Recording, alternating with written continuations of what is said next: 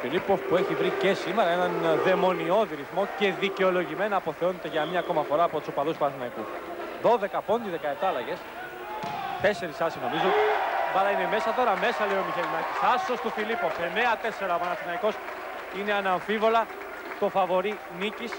Είναι αναμφίβολα καλύτερη ομάδα από την Ορεστιάδα στα 3 τελευταία σετ.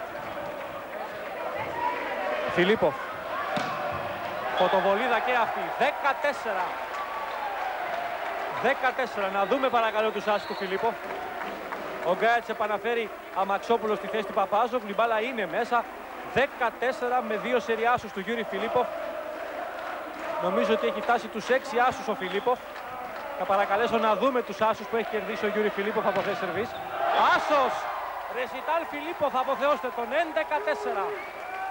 11-4. Ο Στέλιος Ποσαλίκας έχει το λόγο. Σχόλιο για τον Φιλίπποφ. Φιλίπποφ ο τρομερός, ξέρω. Μάλιστα. Γιούρι Φιλίπποφ ο τρομερός λοιπόν. Να δούμε τους άσους του Φιλίπποφ. Έχει 7. Όντως ήταν 6 προηγουμένως. Συνεχίζει. Άσος! 12-4 από τον Γιούρι Φιλίπποφ. Ξανά. Και αν δεν φύγει από το σερβίς ο Φιλίπποφ θα τελειώσει ο αγώνας και οι παίκτες της Ορεστιάδας θα τον κοιτούν απορριμμένοι. 12-4, 4 σεριάσεις. Φιλίπποφ συνεχίζει. Άσος! 13-4. Η διαφορά στους 9, το μάτς τελείωσε, επιτρέψτε μου. Το μάτς έχει τελειώσει, ο Φιλίπποφ είναι ασταμάτητος. Ξανά η μπάλα στην οροφή. 13-4, ο Γκάιτς απορριμμένος. Ο Χατζιαντονίου παροτρύνει τους αντιπάλους να αποχωρήσουν. Φιλίπποφ, άσος! 14-4. Δεν ξανάγινε που λένε.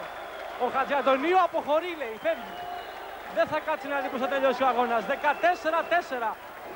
Ένας ανεπανάληπτος Φιλίπποφ από θέση σερβίς. Ο Γκάιτς αποσύρει τον Ζελιάσκοφ. Δεν ξανάγινε, πραγματικά δεν ξανάγινε. Ακούστε τον Γιούρι. Φιλίπποφ τελείωσε, όχι, δίνει φιλέ τώρα ο Μιχελινάκης. Ο Φιλίπποφ είναι απαρηγόρητος, αν είναι δυνατόν.